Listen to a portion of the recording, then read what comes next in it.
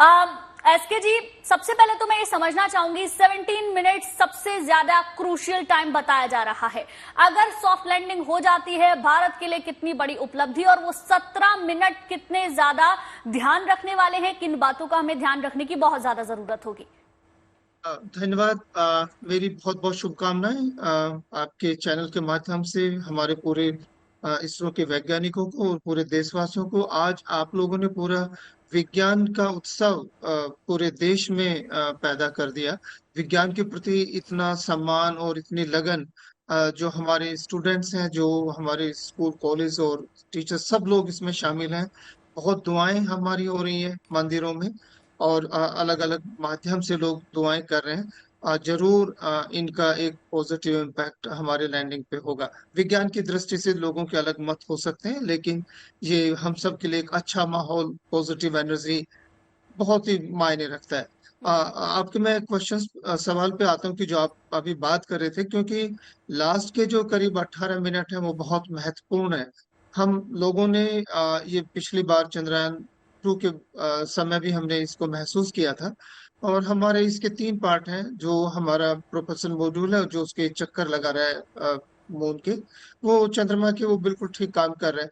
उसकी जो फोटोग्राफी है, जो पिक्चर्स हम देख रहे हैं, जो क्रेटर्स की इंफॉर्मेशन हमें आ रही है, सतह पे क्या क्या है, कहाँ पे रॉक्स हो सकता है, कहाँ पे क्रेटर्स हो सकता है, कहाँ एक, उन सब की जानकारी सटीक हो रही है। और उसका पूरा एनालिसिस और आर्टिफिशियल इंटेलिजेंस के साथ में जो हमारा मॉड्यूल है उसमें ये दर्ज हो रहा है। जब हम यहाँ से लास्ट कमांड उसको दिया जाएगा, उसके बाद में हम वापस नहीं जा सकते, हमें उसको काम करना ही पड़ेगा।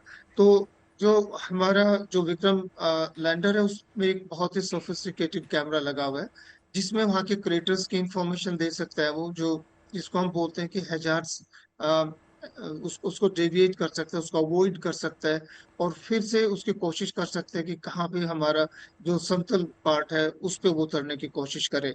लेकिन इस पूरे प्रोसेस में प्रॉब्लम हो सकती है, क्योंकि ये बार बार ये होगा, और उससे उसकी जो स्पीड है उसको कम करना इसके साथ साथ में ये बहुत जरूरी है। अभी करीब 6000 किलोमीटर प्रति घंटा की रफ्तार से उसकी हॉरिजॉन्टल वेलोसिटी होगी, जो करीब आप समझ सकते हैं कि जो हमारे जेट हवाई जहाज है उनकी 1500-2000 किलोमीटर पर आवर की स्पीड होती है। तो एक उसके 3-4 गुना रफ्तार से उसकी स्पीड है जो हॉरिजॉन्टल मूवमेंट में जा रहा है। तो थ्रस्टर से हम उसकी स्पीड को हम कम करेंगे, जो हमारा यहाँ से कंट्रोल होगा। कंट्रोल होने के बाद में उसका जो कमांड सिस्टम है वो ऑटोमेटिकली उसको टेक ओवर कर लेगा।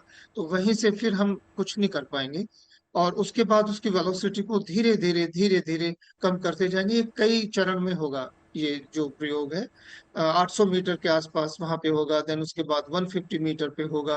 देन उस टाइम हॉरिजॉन्टल जो नीचे की तरफ जो वेलोसिटी है वो बढ़ जाएगी। स्टार्टिंग में हॉरिजॉन्टल वेलोसिटी ज्यादा होगी। तो उसमें उपकरण है हमारे पास में जो बहुत ही सोफिस्टिकेटेड इंस्ट्रूमेंट्स हैं, जिसमें डॉपलर वेलोसिटी मीटर है जिससे हम एग्जैक्ट उसकी इंफॉर्मेशन ले सकते हैं। देन एल्टीट्यूड कितना है उसका, एल्टीमीटर उसमें लगा हुआ, इंस्ट्रूमेंट लगा हुआ है, उससे हमें पता लग सकता है।